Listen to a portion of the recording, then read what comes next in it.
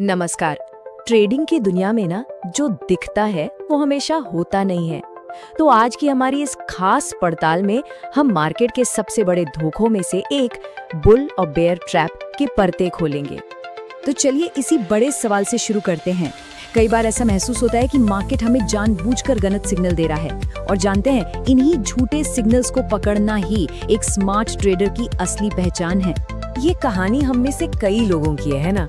एक बहुत ही जबरदस्त ब्रेकआउट दिखता है, लगता है कि बस अब तो प्रॉफिट पक्का है, और फिर धड़ाम सब कुछ पलट जाता है। ऐसे झूठे मूव में फंसना वाकई बहुत फ्रस्ट्रेटिंग होता है। चलिए अब अपनी पहली केस फाइल खोलते हैं। इसका नाम है बुल ट्रैप, मार्केट के सबसे चालाक जालों में से एक। तो ये बुल ट्रैप होता क्या है आखिर? आसान भाषा में कहें तो ये एक झूठा ब्रेकआउट है, एक धोखा। प्राइस एक जरूरी रेजिस्टेंस लेवल को ऐसे तोड़ता है जैसे कि अब तो ये रॉकेट बन जाएगा, और इसी उम्मीद में बहुत से लोग खरीदना शुरू कर देते हैं। पर असल में ये एक जाल होता है। अब इसके काम करने का तरीका समझते हैं। देखिए, सबसे पहले प्राइस रेजिस्टेंस को पार करेगा, फिर आता है फोमो यानी मौका छूट ना जाए का डर। बस इसी चक्कर में ट्रेडर्स खरीदना शुरू कर देते हैं, लेकिन कुछ ही देर में मोमेंटम फुस हो जाता है और प्राइस तेजी से नीचे गिरता है, और बूम, सारे बायर्स एक लॉस वाले ट्रेड में फंस जाते हैं। ठीक है, अब आते हैं अपनी दूसरी केस फाइल पर, जो बुल ट्रैप का ठीक उल्टा है। इसे कहते हैं बेयर ट्रैप। बेयर ट्रैप क्या करता है? ये ट्रेडर्स को डराता है, ये यकीन दिलाता है कि मार्केट अब बुरी तरह गिरने वाला है। प्राइस एक जरूरी सपोर्ट लेवल को तोड़ता है, मार्केट में डर का माहौल बनता है और लोग पैनिक में आकर बेचना शुरू कर देते हैं। लेकिन ये गिरावट सिर्फ एक छलावा होती है और प्राइस अचानक से पलटकर ऊपर भाग जाता है। तो अगर दोनों को आमने सामने रखें तो फर्क एकदम साफ है। बुल ट्रैप वो लालच पर खेलता है, बायर्स को फंसाता है, और बेयर ट्रैप वो डर पर खेलता है, सेलर्स को फंसाता है। एक में प्राइस ऊपर जाकर नीचे गिरता है, दूसरे में नीचे जाकर ऊपर उठता है। साइकोलॉजी मतलब मनोविज्ञान बिल्कुल ऑपोजिट है। तो अब जब हम जान चुके हैं कि ये ट्रैप्स क्या हैं, तो $1 मिलियन सवाल ये है, इन्हें पहचाने कैसे? चलिए अब उन सबूतों और सुरागों पर गौर करते हैं जो इन जालों का पर्दाफाश कर सकते हैं। सबसे पहला और सबसे बड़ा सुराग है वॉल्यूम। जी हाँ, किसी भी मूव के पीछे की असली ताकत तो वॉल्यूम ही बताता है। ये बात ना हमेशा गांठ बांध लेनी चाहिए। अगर प्राइस रेजिस्टेंस तोड़ रहा है लेकिन वॉल्यूम नहीं बढ़ रहा, तो इसका मतलब है कि बड़े प्लेयर्स इस मूव में इंटरेस्टेड नहीं हैं। ये एक बहुत बड़ा रेड फ्लैग है कि बॉस, ये एक ट्रैप हो सकता है। दूसरा सुराग हमें मिलता है प्राइस के एक्शन से। एक असली ब्रेकआउट के बाद प्राइस को उस लेवल के ऊपर टिकना चाहिए, आगे बढ़ना चाहिए। लेकिन अगर वो तुरंत पलटकर वापस आ जाए तो समझ जाइए कि दाल में कुछ काला है। तो इन चीजों पर नजर रखनी है।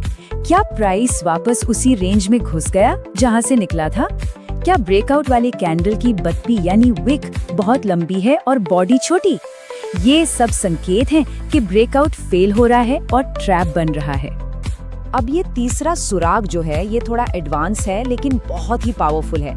इसे डाइवर्जेंस कहते हैं। इसका सीधा सा मतलब है जब प्राइस कुछ और कहानी बता रहा हो और मोमेंटम इंडिकेटर कुछ और। आसान भाषा में समझें तो मान लीजिए प्राइस तो नया हाई बना रहा है, लेकिन RSI जैसा इंडिकेटर नीचे की तरफ जा रहा है। तो ये एक वार्निंग है। ये चीख चीख कर कह रहा है कि इस बढ़त के पीछे असली दम नहीं है और ये कभी भी पलट सकती है। ये एक तरह से खतरे की पहली घंटी है। तो चलिए एक बार फटाफट इन तीनों सुरागों को रिवाइज कर लेते हैं।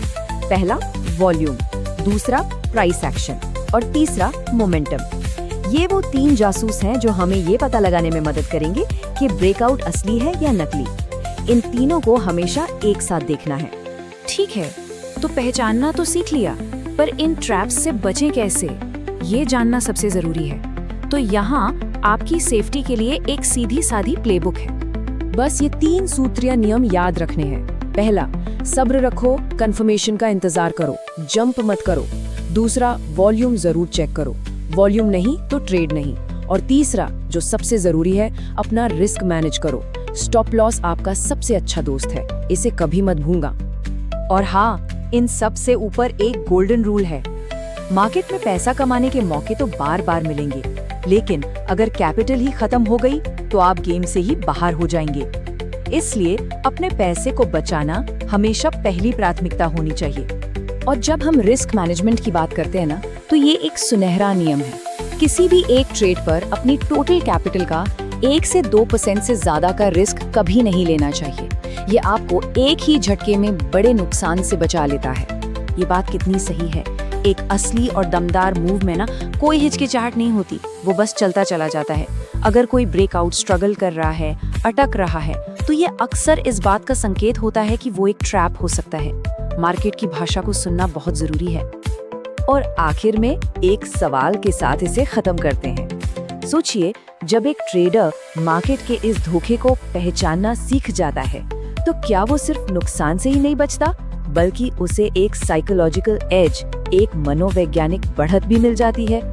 सोचने वाली बात है ना?